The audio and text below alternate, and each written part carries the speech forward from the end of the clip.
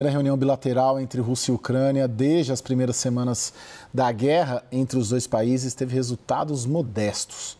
Os dois lados concordaram em trocar cerca de 1.000 prisioneiros e se comprometeram a continuar negociando. Confira. A conversa durou pouco mais de 2 horas. Os dois lados confirmaram que pretendem articular um novo encontro para discutir o fim do conflito. A Ucrânia pediu que a próxima reunião seja entre Volodymyr Zelensky e Vladimir Putin. O Kremlin afirmou que vai analisar a demanda, mas não se comprometeu com a agenda entre chefes de Estado.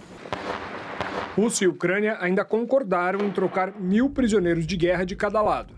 Uma fonte que acompanhou a reunião afirmou que a Rússia fez demandas consideradas inaceitáveis por Kiev, como o controle de regiões que o exército do Kremlin sequer ocupa atualmente. O presidente ucraniano estava em um fórum na Albânia durante as tratativas, ao lado dos líderes de Reino Unido, França, Alemanha e Polônia.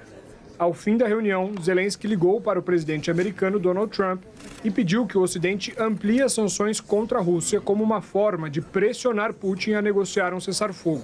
Em seguida, Trump voltou a condicionar qualquer acordo a uma reunião entre ele e o chefe do Kremlin.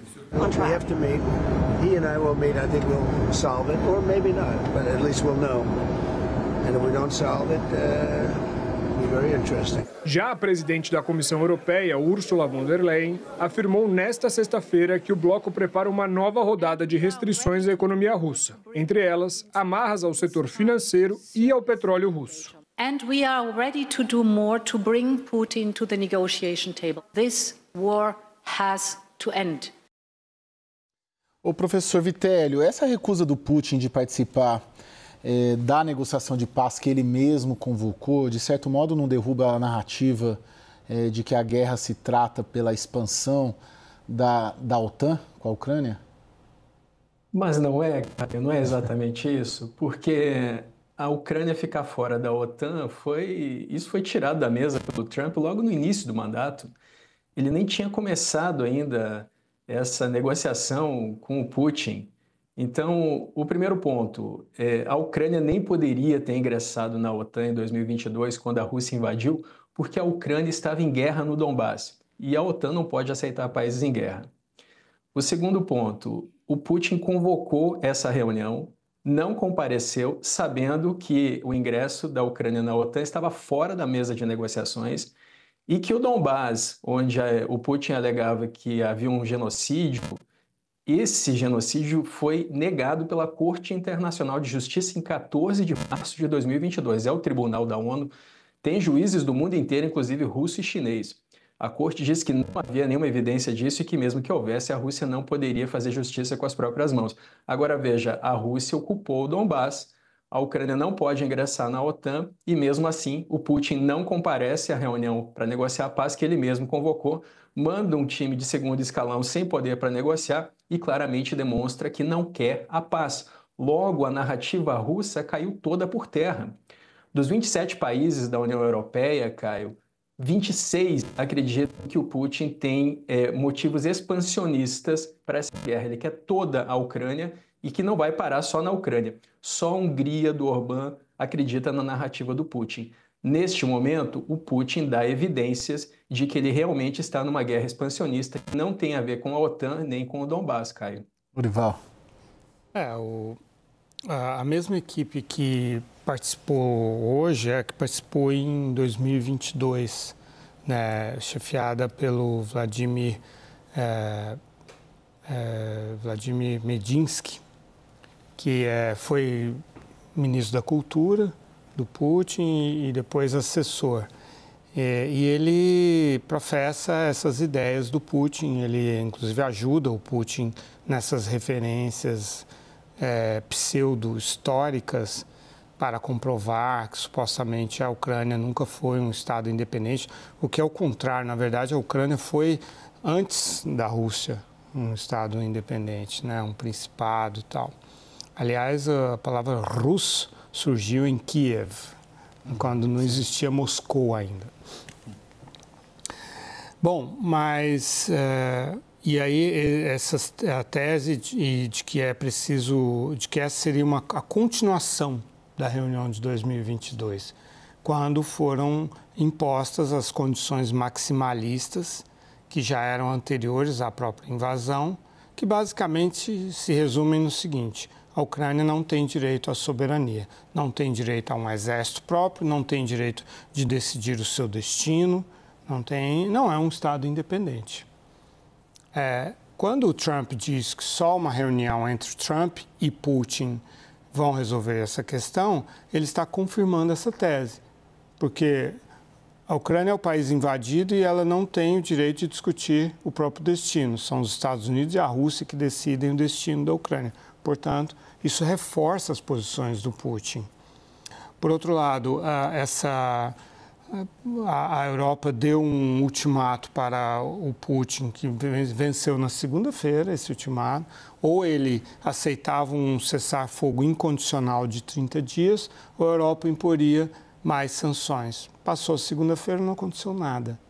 Então, o Putin não tem nenhum incentivo para desistir das suas condições maximalistas. Pelo contrário, a chegada de Trump ao poder só reforçou o espaço para essas imposições. O Putin só está tocando essa história porque ele adora o Trump suplicando em público para se reunir com ele. Se o Putin tivesse ido ontem para Istambul, o Trump estaria lá. Isso ficou claro, foi o Trump que disse isso. E aí depois, para tentar contornar essa perda de prestígio, o Trump falou: não, o Putin não foi porque eu não fui. É o contrário. O Putin não foi porque não quis ir. E o Trump não foi porque o Putin não quis ir. Essa é a realidade. Todo mundo que viu, acompanhou, isso ficou claro para todo mundo. Então, o Putin está politicamente muito empoderado. Agora, e economicamente, professor Vitelli, a Rússia aguenta? Claro que a gente sabe da ligação ali com a China, enfim, mas economicamente ele consegue sustentar adiante não só a própria questão da Ucrânia, mas um projeto expansionista? Olha, Caio, o que o Putin faz nesse momento com uma economia de guerra é o que o Hitler fez na década de 1930, industrializando a economia para ir para a Segunda Guerra Mundial. É mais de 40% do orçamento russo hoje que é destinado ao esforço de guerra. Um relatório da União Europeia desta semana questiona o crescimento russo por conta da inflação. É um dado bem concreto: a Rússia tem 21% de juros e, portanto, o que a União Europeia está dizendo é que a Rússia está crescendo por conta da guerra, mas que a inflação é tão elevada que tem que manter os juros em 21% e que, portanto, boa parte desse crescimento tem sido corroída pela inflação. O que a União Europeia está propondo nesse pacote é sancionar mais 200 daqueles navios fantasmas da Rússia, navios que não trafegam com a bandeira russa. 153 já são sancionados. Hoje, na Estônia, teve um incidente porque havia um caça fazendo patrulhamento da região para proteger um desses navios. São navios antigos da Rússia. Além disso, a União Europeia quer sancionar mais 30 empresas e 75 indivíduos. Agora, caso a reunião entre o Trump e o Putin não aconteça ou não seja bem sucedida, existe um projeto de um senador americano, o Lindsey Graham, que quer impor 500% de tarifa a países que comprarem o petróleo russo ou derivados do petróleo, gás natural, o óleo diesel, que o Brasil compra muito, 6.000% aumentou a compra antes do início da guerra. Em 2023, aumentou em 6.000% comparado com o início da guerra, e no ano passado em quase 9.000%. Então, isso afetaria economicamente países que comercializam com a Rússia. Esse senador é um aliado do Trump, ele é republicano, e está apresentando um projeto de lei no Senado para impor essas sanções à Rússia. Caio. Lorival, essa fotografia que o Trump está querendo ficou mais distante. Bom, ele pode contornar essa situação dizendo que desistiu da paz, porque a Ucrânia não aceita mesmo, não ajuda mesmo, e cair nos braços do Putin e fazer um acordo comercial, econômico, de cooperação, derrubar as sanções. Esse é um cenário bastante provável, né? Esse é o desejo dele. Um acordo comercial. Temos, por exemplo? Não, de voltar a explorar os minérios da Rússia, né? Que são muito vastos, muito ricos. A Rússia é um país muito rico em recursos naturais, né? Ela está no topo do ranking de muitos minérios, além de gás e petróleo, também os minérios e também madeira, trigo, né? Uma série de coisas que interessam, né? Então, e o Trump tem esse desejo de ser visto como aquele que negocia com as outras duas superpotências nucleares e tal. Ele está completamente tomado por esse desejo. Ele tem um outro desejo, que é ser o pacificador do mundo, né?